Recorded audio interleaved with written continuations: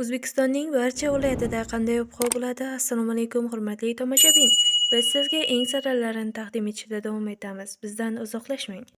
Diqqat qiling, O'zgidromet markazi 4 dekabr kuni qanday ob-havo bo'lishini ma'lum qildi. Qoraqalpog'iston Respublikasi va Xorazm viloyatida havo o'zgaruvchan bo'ladi. Kechasi va ertalab ba'zi joylarda biroz yomg'ir yog'adi. Ba'zi joylarda tuman tushishi mumkin. Sharqiy shamol yo'nalishini o'zgartirib, g'arbdan 7-12 metr/sekund tezlikda esadi. Harorat kechasi 3 daraja sovuq, 2 daraja iliq bo'ladi. Kunduz esa 3-8 daraja iliq bo'ladi.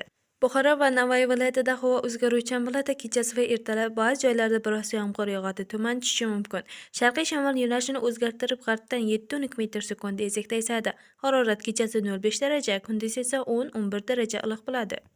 Toshkent, Samarqand, Jizzax va Sirdaryo viloyatida havo o'zgaruvchan bo'ladi. Ba'zi joylarda yomg'ir yog'adi.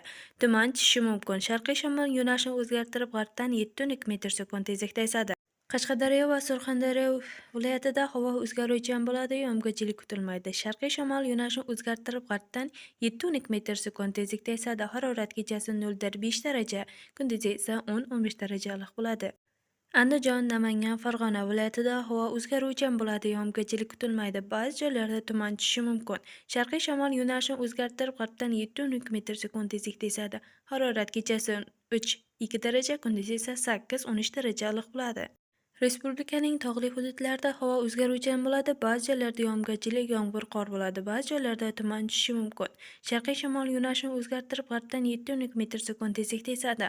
Harorat kechasi 2 daraja sovuq, kunduzi esa 8-13 daraja iliq bo'ladi. Bizni kuzatishda davom eting. Xayr, salomat bo'ling.